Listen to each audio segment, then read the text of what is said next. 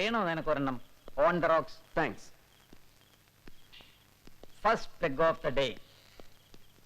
ഇന്നലെ രാത്രി മുതൽ തുടങ്ങിയതായതിന്റെ പുറകെ ഹോട്ടലിൽ കോണ്ടാക്ട് ചെയ്തിട്ട് കിട്ടാഞ്ഞപ്പോ എവിടെ ഉണ്ടെങ്കിലും ട്രേസ് ചെയ്യണമെന്ന് പറഞ്ഞിട്ടാ വെളുപ്പിന് കോഴിക്കോട്ടേക്ക് അർജന്റ് മെസ്സേജ് കൊടുത്ത്.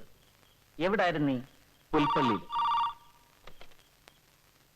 Yes yes sir, he's willing sir. DGP അന്വേഷണം ഏറ്റെടുക്കാൻ നിനക്ക് പൂർണ്ണ സമ്മതമാണോന്ന്? നിന്റെ സ്വഭാവം അറിയാവുന്നതുകൊണ്ട് ചോദിച്ചതാവും. കഴുതയുടെ പുറത്ത് വിഴുപ്പ് കെട്ടെടുത്ത് വെക്കും മുമ്പ് അതിനോട് ആരെങ്കിലും സമ്മതം ചോദിക്കാറുണ്ടോ സർ? Okay, skip it. സംഭവം അറിഞ്ഞോണ്ട് സെൻട്രൽ നിന്ന് ഒരു സ്ട്രോങ് പ്രഷർ വന്നു. അന്വേഷണം CBIക്ക് കൊടുക്കണമെന്ന്. ഞാൻ റെസിസ്റ്റ് ചെയ്തു.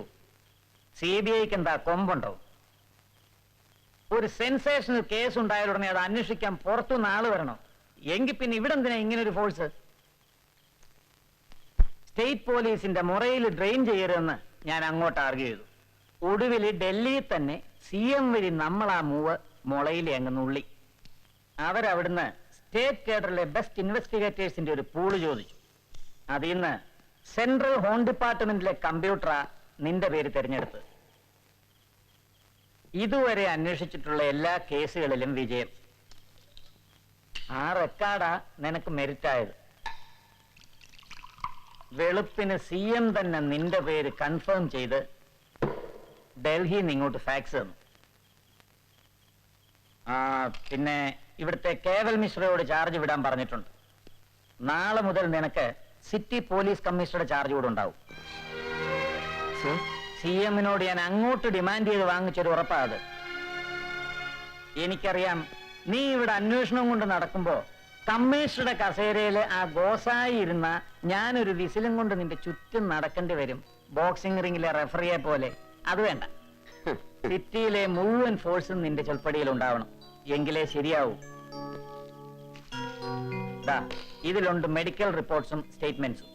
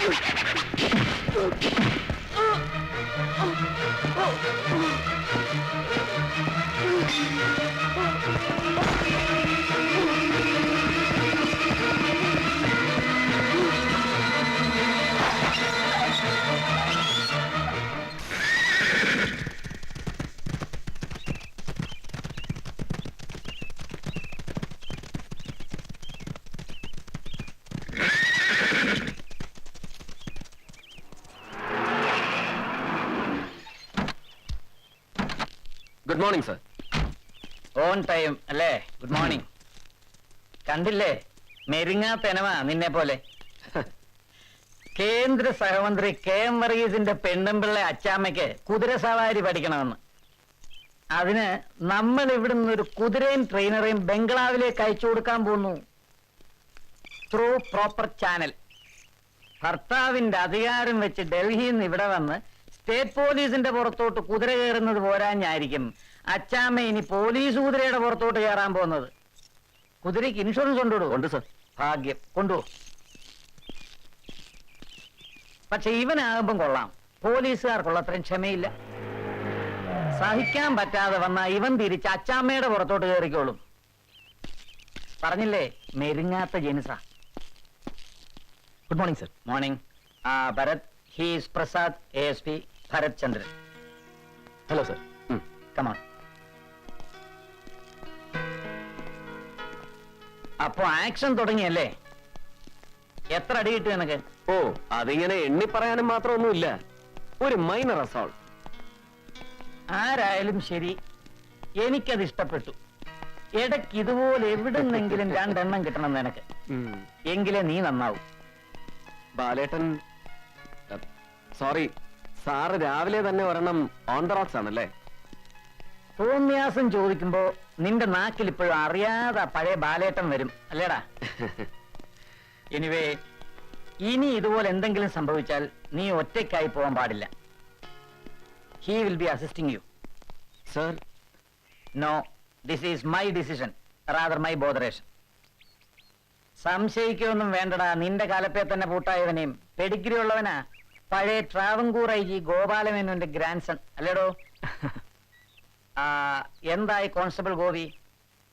കള്ളൂടിയനായതുകൊണ്ടായിരിക്കും അയാളുടെ ടോട്ടൽ ക്യാരക്ടർ ഒരു ഇത്തിരി സ്ട്രേഞ്ച് ആയിട്ട് എനിക്ക് തോന്നി. പക്ഷെ ഹെൽപ്ഫുൾ ആയിട്ട് ഒരു ഇൻഫർമേഷനും ഇല്ല അയാളുടെ കയ്യിൽ. ആ ഫയലിൽ ഒരു പെണ്ണിന്റെ സ്റ്റേറ്റ്മെന്റ് കണ്ടല്ലോ. ആ കമ്മീഷൻ അസിസ്റ്റ് ചെയ്ത ഒരു ജൂനിയർ അഡ്വക്കേറ്റ്, ഏതോ ഒരു എന്താ മിസ് വർമ്മ എന്നോ? അതെ, ശ്രീലത വർമ്മ. എക്സാക്ട്ലി.